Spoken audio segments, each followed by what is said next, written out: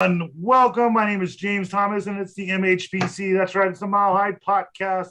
Tonight, it might as well be the Mile High Paranormal Cast because Dave and I are going to continue where we started it off last week, talking about ghosts and goblins and all the great thing Halloween. We knew we couldn't give it only a single hour last week, so we're going to give it another hour today. And we're just going to talk about like ghost stories and some cool shit like that. But with that, let me introduce to you my buddy who's always here. Dave, what's up, man? What's up, man? Behind the scenes, this is take 3 for us. We were having some issues trying to get this show up on the fucking web. So we're every week is like a struggle. It's like a new, like something different. Like last week kept getting kicked off. The week before, Facebook wasn't working. The week before, it was like Zoom kicked us out. I mean, like every week is something funky. So thank you guys so much for paying attention and still watching. Sorry we're on a little bit late. It wasn't our fault. But yeah, so it's definitely a Halloween week. We'll go straight into ghost stories. I want to touch on what we watched this week real quick because I think we both watched the season finale and want to get Dave's idea on that. So we'll try to be as spoiler free as we can for Only Murders in the Building. But if you want to jump 5 minutes ahead, I doubt we'll talk about it more than 5 minutes. So you can also mute us, and then I'll have Dave wave his hands like an idiot when we're done talking about it. Dave, did you watch the end of Only Murders? Oh, I sure did, man. That was great. It was great. It was so good. It landed perfectly. Yeah, no, I feel like every episode was done perfectly. I feel like there were different times I was worried they didn't have an idea where their story was going, but they clearly do, or they clearly did. I realized probably about 6 minutes before the ending scene where they're standing on the roof, I said, "Oh shit! I know what's about to happen." I see how they did the entire season arc of this show and the 2 scenes that booked in the very beginning of the series and the very end of the series. Absolutely, and that was, you kind of got to a point in the season where you like completely forgot about how the season began, right. And the fact that they wrapped it all back around, it was like perfect. Right. Perfect. Great ending. And I'm excited because I was like, how the fuck are they going to do a season 2 on this? And now you know. Well, we know. If you haven't seen the show, then you don't know, but we know. And I'm very excited for season 2. I'm feeling personally that Tina Fey is going to be a heavy presence in season 2.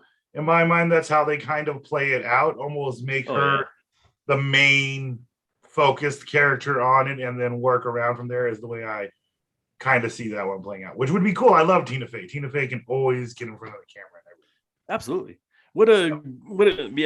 Such a great show. Like, and what a find for Hulu, man. What a smart get that was, because that's something that you would find like on an HBO Max maybe, or like Apple Plus is putting out some really good stuff that nobody's seeing, like Ted Lasso. So the fact that Hulu was able to get that, I think it speaks volumes about them. It gives us good TV, you know what I mean? And I like the fact that we're having these battles from these major network or these streaming services to deliver us some good ass TV. So there you go. My hands are waving. If you were doing that, not to hear that spoiler, we didn't really go to spoiler in it. But yeah, Only Murders in the Building.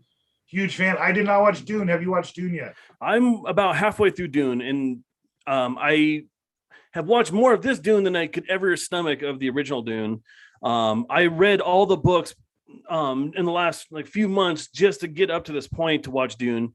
And so far it's lived up to everything that I had hoped for. I mean, the effects are amazing. The people are cast perfectly for this movie. I mean, it's like perfect.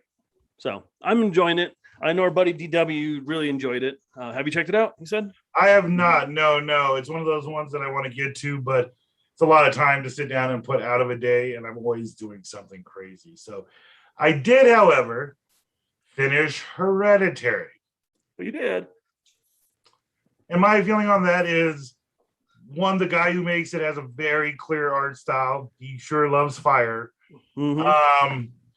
But I'm going to kind of diss Hereditary a little bit.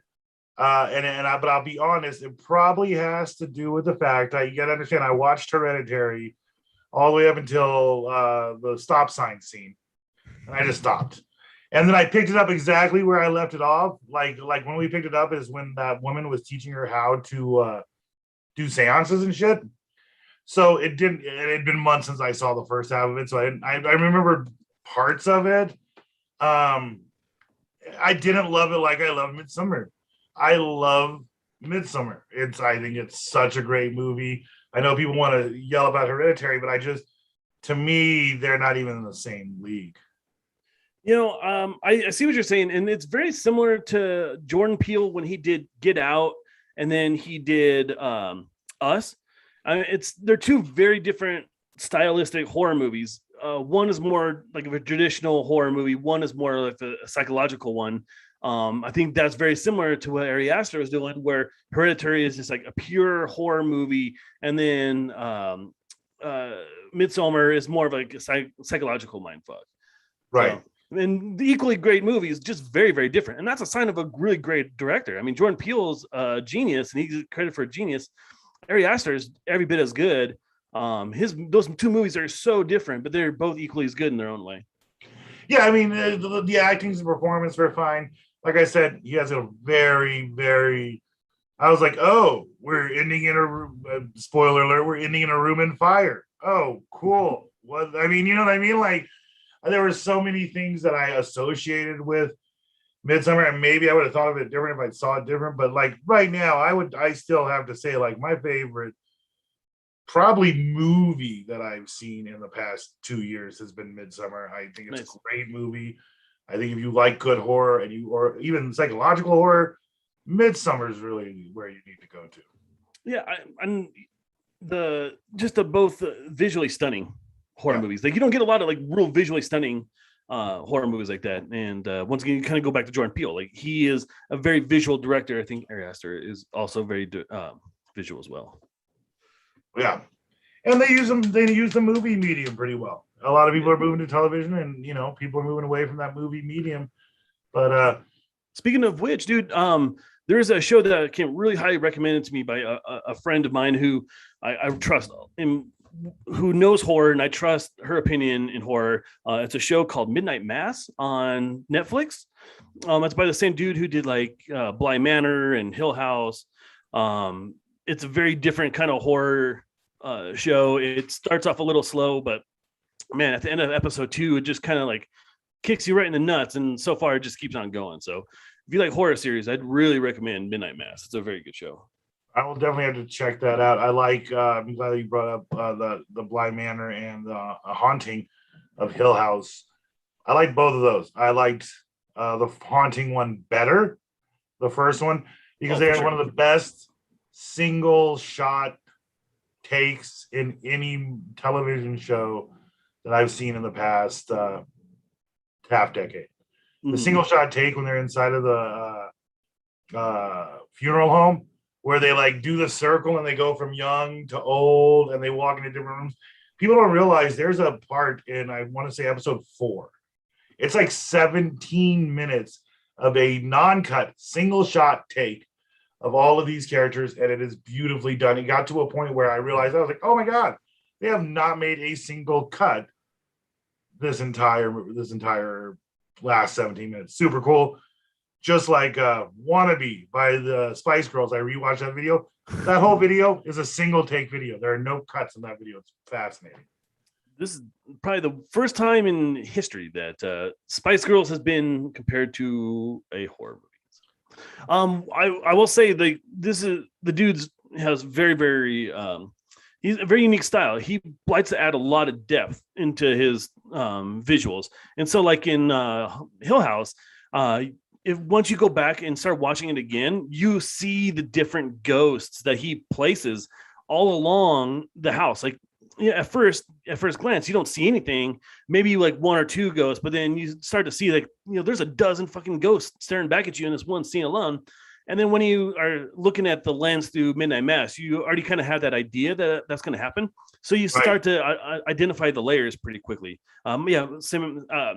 Sam is my friend who's the one that told me about it. You're absolutely right. Mike Flanagan is such a great storyteller. I mean, so far it's a great show. It starts off a little slow, but like I said, at the end of episode 2, I mean, really kind of gets ramped up.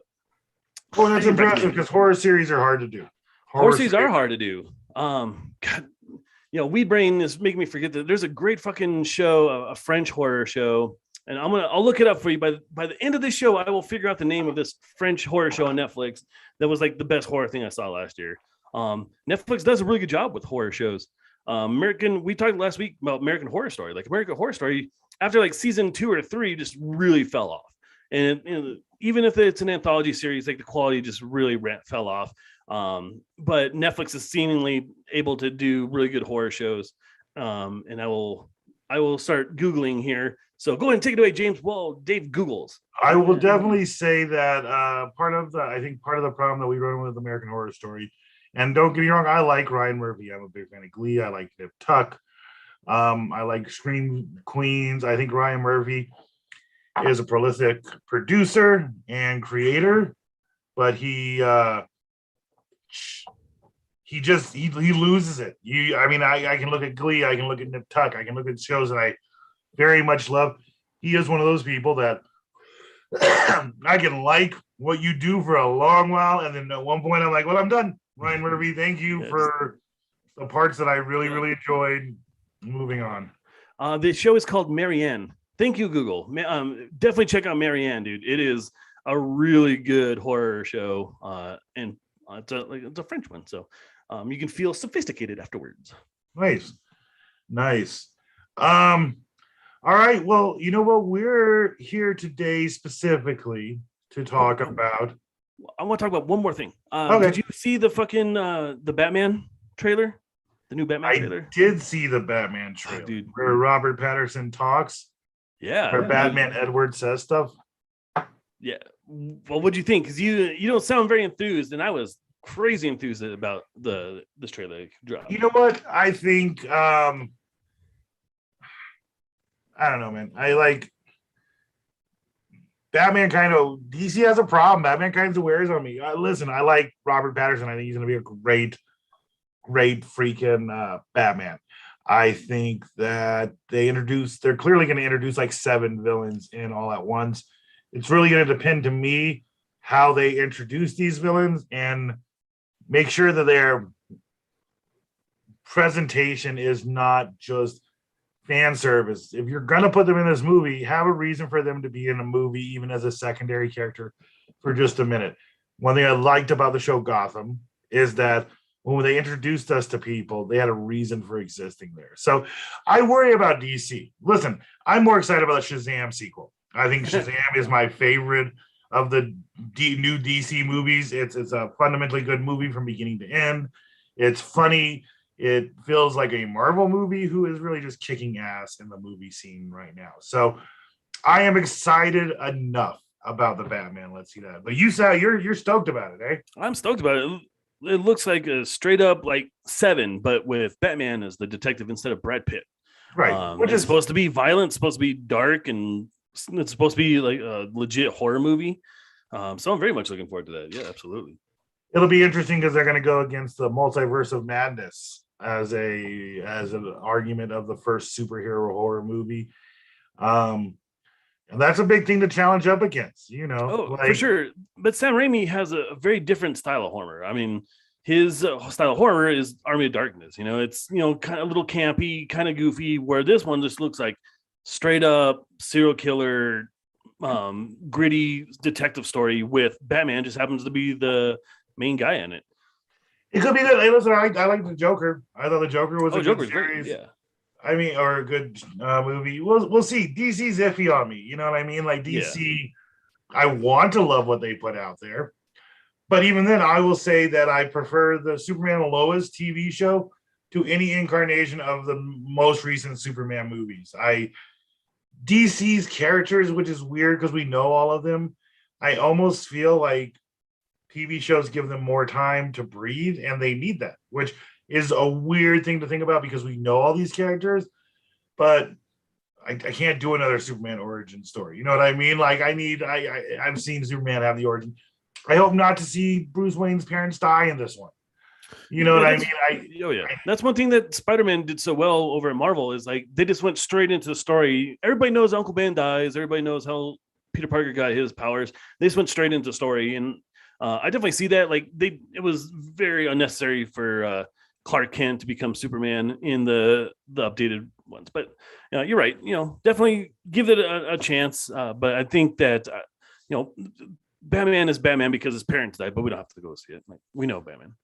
Did you see the Welcome to Enter the Spider-Verse 2 teaser trailer? No, man. Oh, the best Spider-Man movie out there. And I'm a huge fucking Spider-Man fan. It is by far the best Spider-Man movie out there. So I'm very excited for that. Yeah, that's going to be a good one. Hell yeah. All right. Ghost, man. We're talking about Ghost. We're telling ghost stories, or we're at least trying to discuss some paranormal that we have dealt with in our own life. I have actually been to numerous paranormal places. Me too. So that's always a good thing. As far as let's start off. Do you have a personal ghost story? Have you seen a ghost, Dave? Okay, so I have not seen a ghost, but I have been on multiple ghost hunts. I've been in many situations where I've seen stuff that ghosts have done and have said and have manifested in other ways. I have a lot of ghost stories, and when you're somebody like me, when you're all about ghosts, you kind of open yourself up. You're more susceptible to hauntings.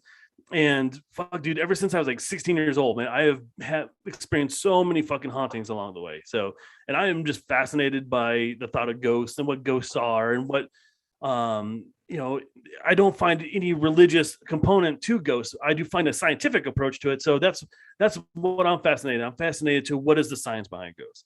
Right. So I've had a lot of experiences with them, a lot. There you go. I would say that I have had, there have been a couple times where I have seen ghostly figures. A lot of what I run into is feeling like ghostly presences and everything, or you can note the change in the room. I've dealt with some orbs on photographs before. So it's kind of this weird toss up. And so, I would say that I have seen apparitions twice in my life. One right after my grandfather passed. And then 1 year later in New York City. And the only reason I know that was an apparition is because they were gone by the time I blinked. Dave, I'm going to let you tell a story. I think your dog see ghosts at your house. Yeah, I think the dog. I'll be right back. Tell your story. I'll be right back. All right. So I want you guys to who are watching. I want you to text in the comments if you had any ghost stories. Text them. I'll read them out. We have my mom who's also had a bunch of ghost experiences. I'm having her call in a couple minutes, and so that'll be a lot of fun because I know she's had a bunch of stuff. I've had experiences at their house. I've had experiences at a lot of different places, but the first real ghost story that I had, the first experience I had with ghosts, was I was with DW, our friend Joel, and another one of our friends. It could be one of 10 different people because I don't think you were there, James. We went to the famed Third Bridge out here in Colorado. Reportedly one of the most haunted sites in Colorado and home to, in theory or in history was a Indian massacre ground, or at least an Indian settlement or Native American settlement. And when we went out there, dude, I was completely sober, which, I can't say that a lot from the years 18 to 21, but I was definitely sober that night. Most of us were. As soon as we get out there, we're the only ones out there. And the moment you drive up, dude, I just had this thick fucking fog going across my windshield. And it was so thick, you couldn't see in front of you. But I got out of the car just to see oh my God, it's really foggy. I get out of the car and it's a crystal clear night. Nothing. I get back in the car and you can just see it rippling across the windshield. Crazy fucking shit. And it just set the night, the whole tone for that night. We get out of the car, the forest just standing in front of the car, and the biggest reported haunting, or one of the things that happens the most in Third Bridge is people hear war drums, and there's 4 dudes standing out there completely sober, and all of a sudden you just hear it's boom, boom, boom, boom, boom, and it was one of those things where it's we all 4 of us hear it at the same time, and it's not hey, do you hear the drums? And someone's oh yeah, I hear the drums. It was you hear it, and all of us fucking just freaked out at the same time. Like we all heard it going off at the same time. So that was real freaky. DW and I started walking along this path. At first, we went under the bridge where there was the carcass of a dead horse, which was kind of an ominous sign. And then we're just like walking in this ravine, and our friend Joel was like, "There's somebody out there. I see somebody out there." And we're like, "Joel, you're fucking full of shit. You're trying to scare us." And we were standing next to this bush, and I shit you not, man. Joel's like, "I see somebody out there." And he's like real insistent, and then all of a sudden, this bush next to us just goes like there's no fucking wind, but this bush just starts going fucking crazy, and I'm getting fucking goosebumps. I'm gonna have a lot of goosebumps tonight because this is like the first time I ever had a paranormal experience like this, man. It just went fucking crazy. And Darius and I, our DW and I, just booked it out there. We all got in the car, man. We were all fucking freaked out and took off. And so that was my first paranormal experience, and that kind of set the tone for the rest of my life. The reason I love ghosts is because that specific night. So that kind of set the tone. I can imagine that would be something that would just kind of set off and set with you going forward, is going through something like that. I've been to the Third Bridge a couple times. I've never really experienced anything out at Third Bridge. But that's just, I don't always run into paranormal in places that like you're supposed to necessarily see paranormal, I guess. So like I've been in the Queen Mary and I didn't see anything there. You know, there are some little areas where you feel weird, maybe like once you know more of the history of the situation. I've been to the Crescent Moon Hotel in Eureka Springs, Arkansas, which is probably the spookiest hotel that I've been at ever. And they said it's probably the most haunted hotel in the United States. We got a lot of orb pictures from that one. So, but with that, we have another guest on this show. I would like to introduce Betsy. Betsy, how are you tonight? I'm doing good. How are you? I am doing absolutely wonderful. Thank you so much for coming on to our show about ghosts. Do you have any ghost stories that we need to know about? Well, I do, but honestly, they're not as scary as your guys' stories. They really aren't. But this happened when we were younger, and Paul was in the Army, the first one, okay? He was stationed at Fitzsimmons, and he was working the night shift, and in a little building where there was just medical records and stuff stored. So I went to pick him up about 11 o'clock at night, and we're just getting ready to lock up, and we both hear very clearly a woman's voice say, "Paul." And both of us said at the same time, "That sounds like Ethel," his friend, this Native American woman that worked there. So we go looking around for her, and she's not there. We go walking around the entire outside of the building. She's not there. So we decide that we just must have heard something else, something weird. And we just go home. The next day when he gets to work, he finds out that pretty much at that exact moment, her boyfriend had kicked her out of the car after he had beat her up at some intersection. And she had been yelling for Paul. She was in the hospital when he got to work the next morning. So. Wow. So that but not near the hospital, right? Like it was, she had been yelling, but not. Yeah, but where not you could hear. No, not where we could hear. No. Oh, that's off base somewhere. My favorite story of yours is when you were in Germany, though. Oh, yeah. So this apartment that we rented, the first thing I noticed when we went in was, oh, look, the attic is just like the one in The Exorcist, where you pull it down, and there's stairs going up it. Right. I mean, you could say like Christmas Vacation, but it's scarier to say. Why not go with The Exorcist? Yeah, that's the one. So that's where we decided to store all our empty boxes and all the other stuff that we didn't have any room for. So we put it all up there. The next day I came home from work and they were all sitting down there in our apartment again. And so we said, oh, well, I guess the landlady doesn't want us to store stuff up there. So I went over and told her, I'm really sorry that we put stuff up in the attic. I didn't realize we weren't supposed to do that. And she said, what are you talking about? And I said, did you come over and take our stuff out of the attic and put it back downstairs? And she said, no one's been over there today. And then, so we never went back up there. We never put the stuff back up there. But right. A couple of weeks later, we were sitting in the living room and we just had glanced up, and just across the ceiling, these footprints kept showing up, like somebody was walking across the attic or something. But the footprints were showing up on our ceiling downstairs. It was Ooh. very weird. You know, this was a house that was really old. We always thought maybe those people hid some Jewish people in the attic or something there. Something like Well, that. yeah. So the energy stays in that house. That sounds much more like a poltergeist. Residual You know, where they're moving. Yeah. Yeah, the movement of that shit. That kind of stuff always freaks me out. Like if I came down and like a bunch of chairs were sitting on top of my table that weren't supposed to be there, I'm out. I'm done with that. Yeah, there's no way I'd go back up in that. But No, we never went back up there. Didn't you have any experiences at the Stanley?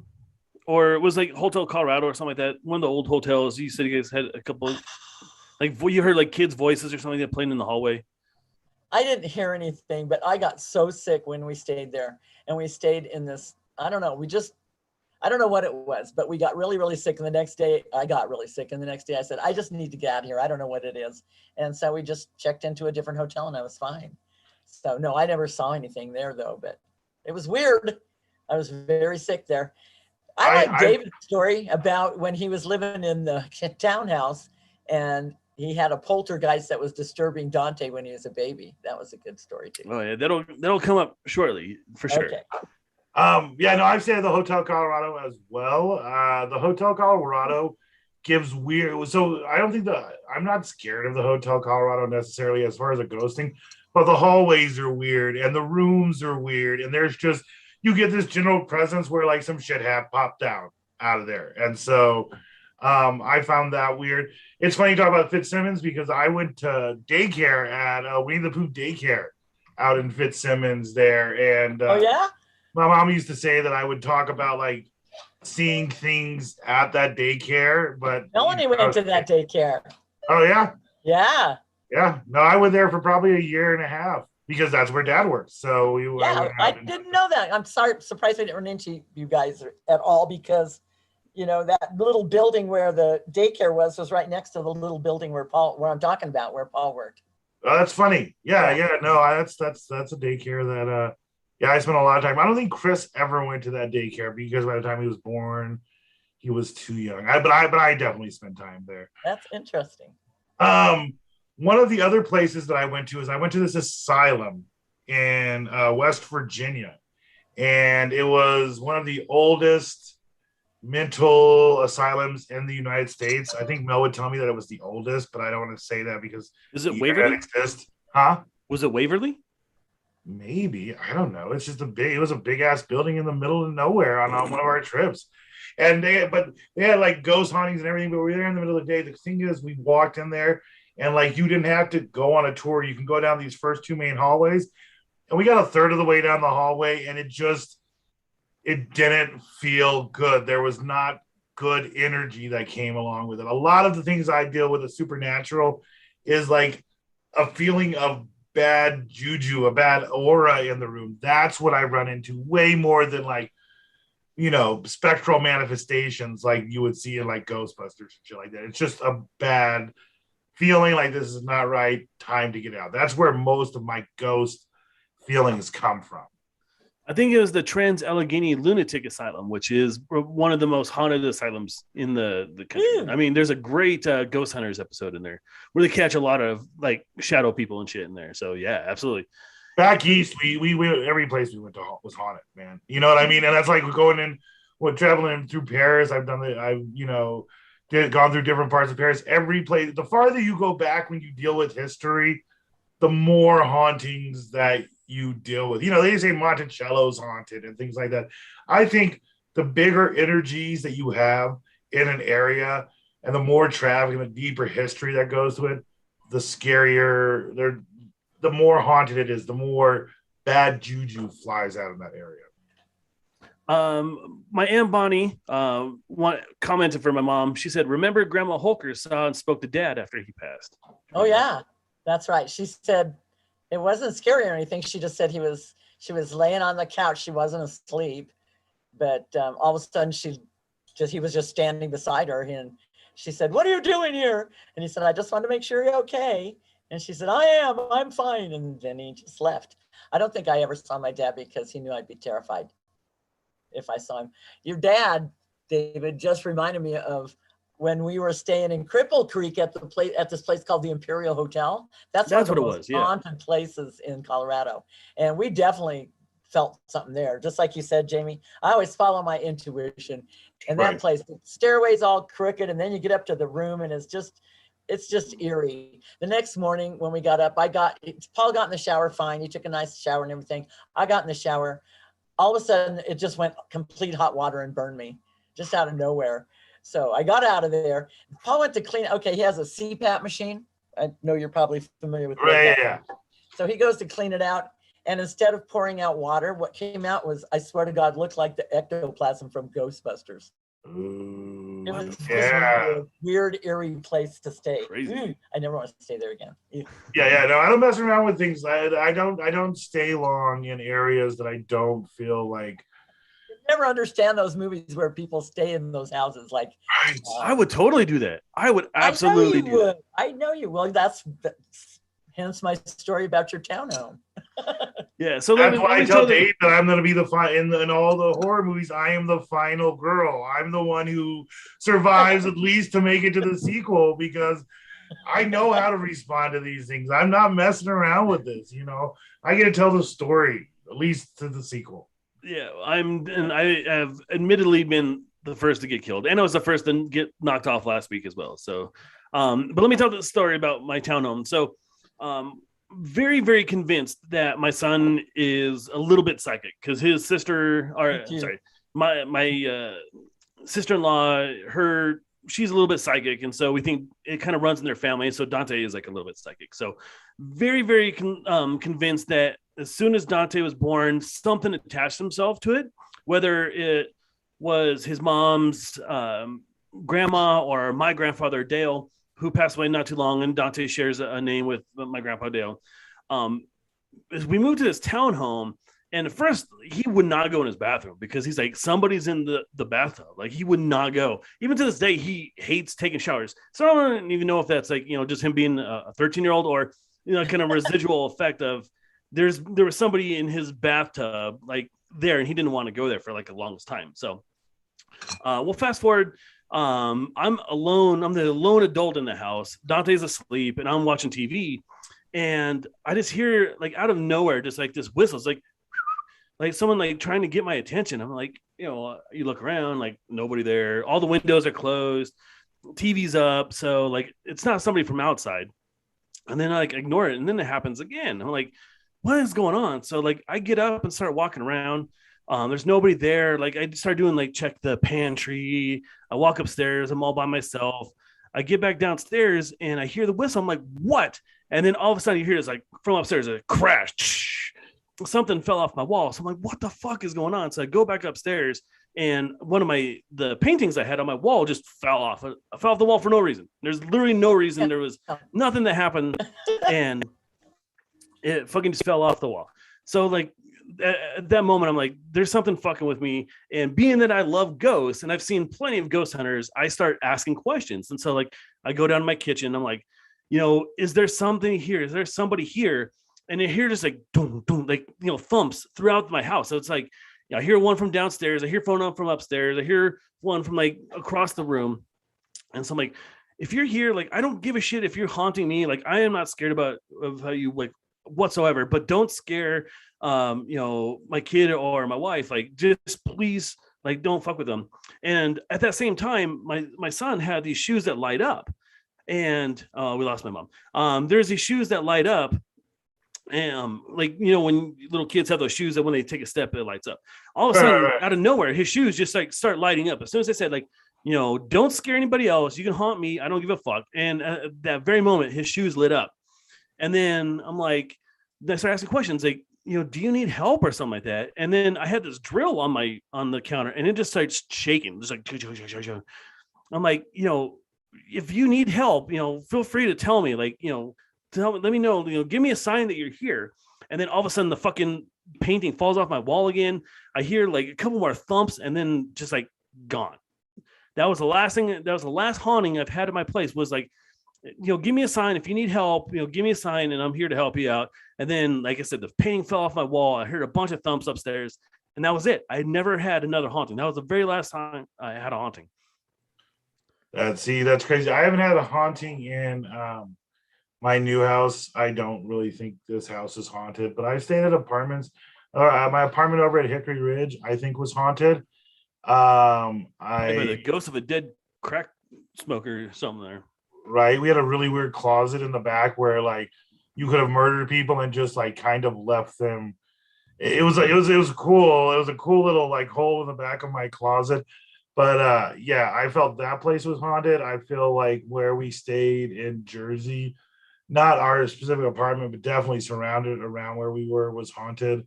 Um, and there there are just some creepy places in general. I remember going up to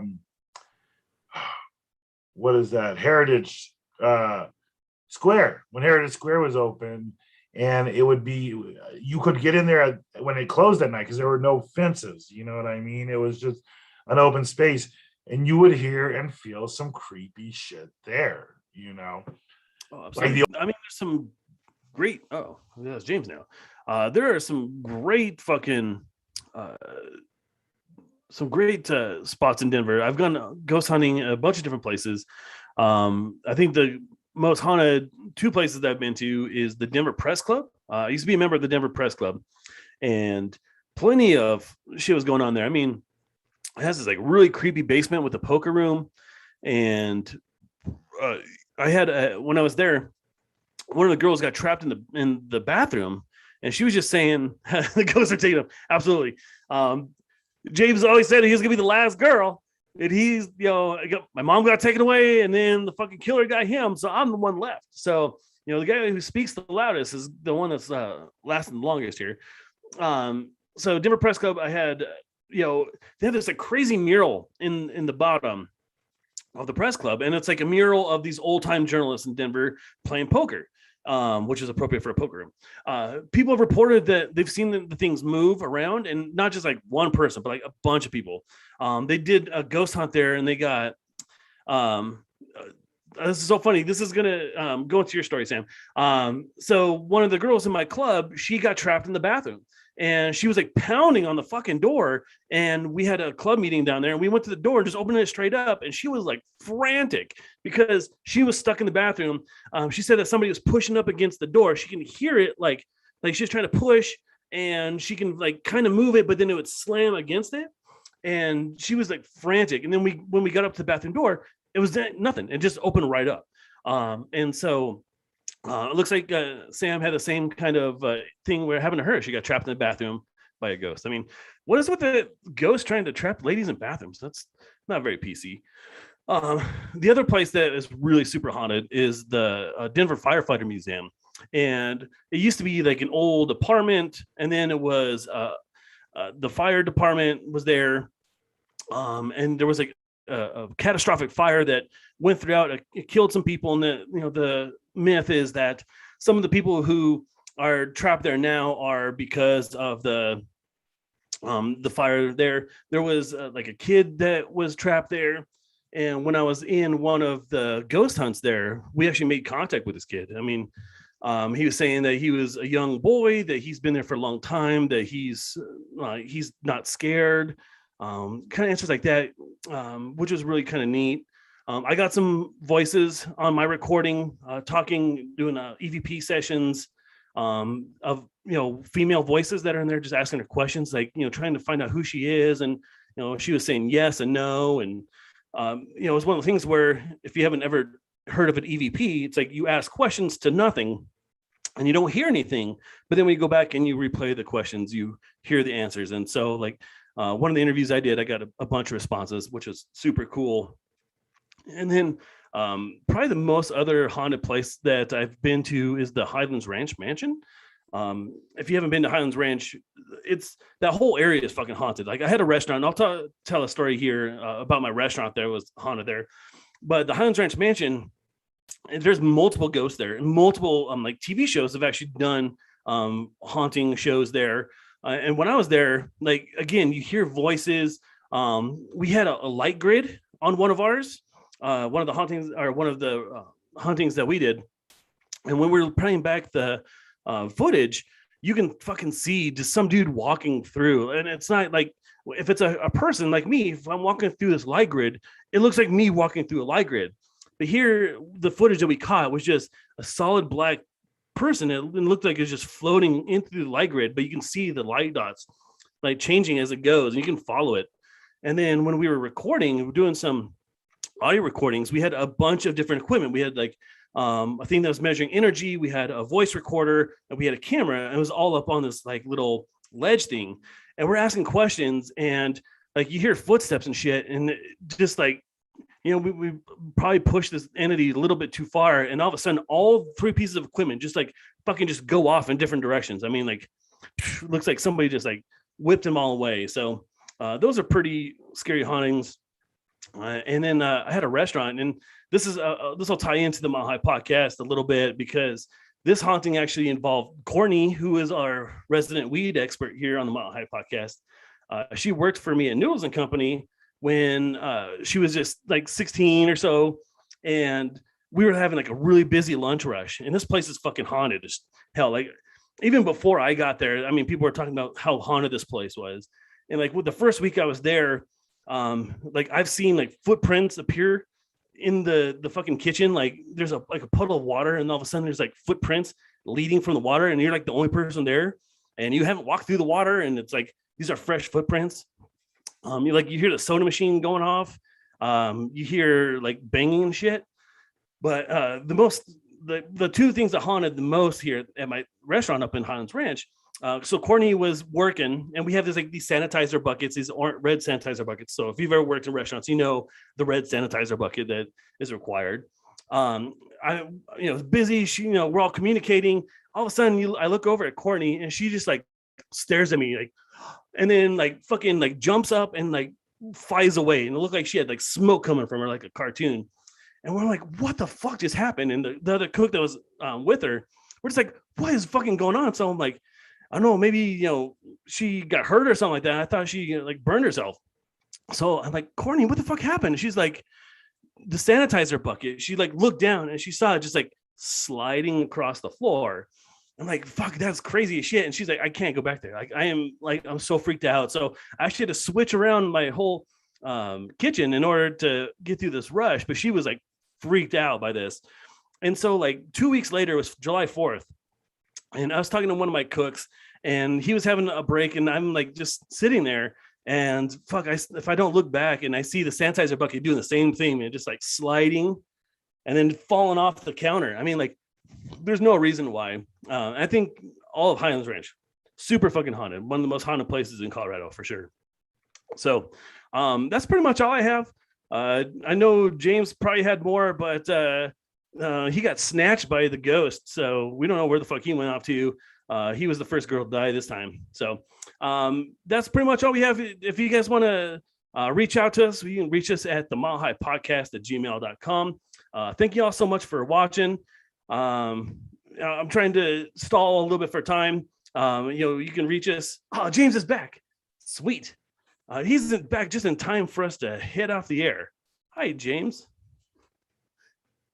So if you guys have any more ghost stories, shoot them out to me real quick, because I'm stalling for James to come back on, because he has words of wisdom I'm sure he wants to end with. But otherwise, you can go to the Mile High Podcast at gmail.com. You can reach us on Facebook, Twitter, Instagram. You can, if you want to throw a couple bucks our way, because this is such a high quality program, go to at Mile High Podcast, or at Truckee Pacific 303. That's our Venmo. Hi, James. How'd you go? We were worried about you. We thought you got snatched by the ghost. You know what? I kind of felt like I might have got snatched by the ghost myself. I was fucking, I had to go out and reset a circuit. So I thought the power went out of my whole house, but it literally just went out on my top floor. Like a circuit blew, and I don't know why, because nobody was doing anything different. And so I'm like, that was kind of creepy. Pretty appropriate. Like a whole house power outage would be one thing, but for it just to happen specifically on one floor, and it was like 4 different circuits, which was the weird part about it. You know what I mean? Yeah, and my mom, she got knocked off too. She got knocked off right before you did. So, yeah. See, that's what happens, man. That's what happens when you start talking about ghosts and shit. It opens you up, and people start getting people, go start fucking with you a little bit. So that's just the price you pay. Right? That's how you get possessed and shit. Have you ever done the Ouija board? Yeah, years ago. Yeah, I don't love Ouija boards. No, and I don't necessarily believe in Ouija boards, but definitely it was. I find them. What? It's all right. I'm not always like. I don't always. Do you feel like you communicate with anybody Ouija board? Nah, and I. Dave? The thing is, like, I don't feel like I met an entity or anything like that, but it just it didn't feel good. See, to me, you sound like you're possessed. I am. Yeah. That's so funny. There's definitely ghosts in the system. I'm like, shut the fuck up. That's hilarious. You sound both drunk and possessed. I am both, actually. I am a drunk possessed person. All right. This is a great time for us to wrap up. You gotta watch out for it. Yeah, I think it's a great time for us to wrap up. Ghosts are fucking with us right now. They don't want us to talk anymore about them. So do you have anything else you want to say? What do you want to plug? Right, man. Go over to Mountain Shore or Mountain Shore Full Circle or Mountain Shore Mama and check out our new stuff we have up for Halloween and everything.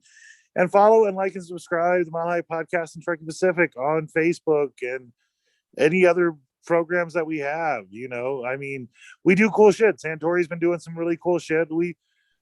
Things are good. Check out Dave and I do a lot of things. I still think Dave should have his Denver food reviews on our pages.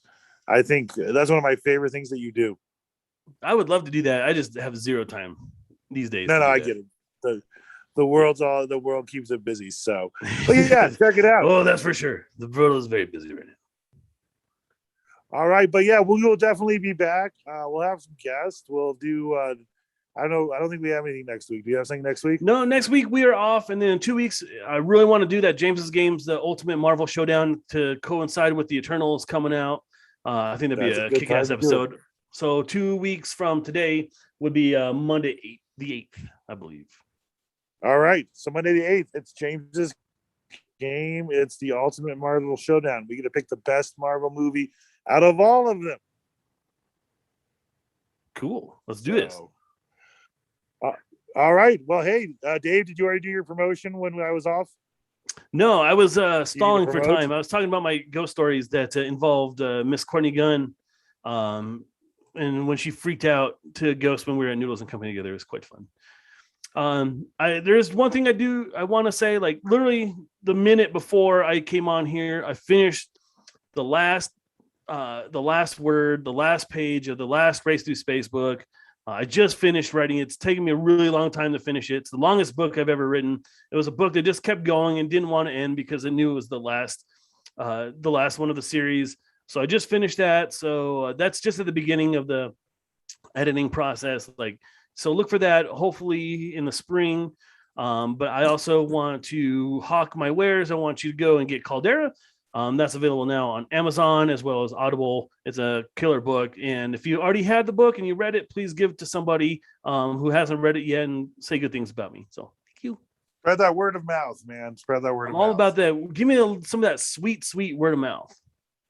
All right. Mouth all over my Caldera. Gross, Dave. All right, guys. And what a better way to end it than with Dave saying, get your mouth all over my Caldera. Thank you all for tuning in to the Mile High Paranormal Cast tonight. Come back in a couple of weeks for some more MCP or MHPC. You can't start doing the MHPC, James, because you're so bad with like abbreviations and all that kind of stuff. You're really bad at that shit. I am. I'm like the one who says like things wrong. Like Biff. You're like a screen door on a battleship. Make like a tree and get out of here. Yep, exactly. All right. We will see you in a couple of weeks for the James's Game Ultimate Marvel Showdown. Dave, always a pleasure. All right. It was nice talking with you guys, and have a safe Halloween. Please be good to each other as Santori always does. So have a good night.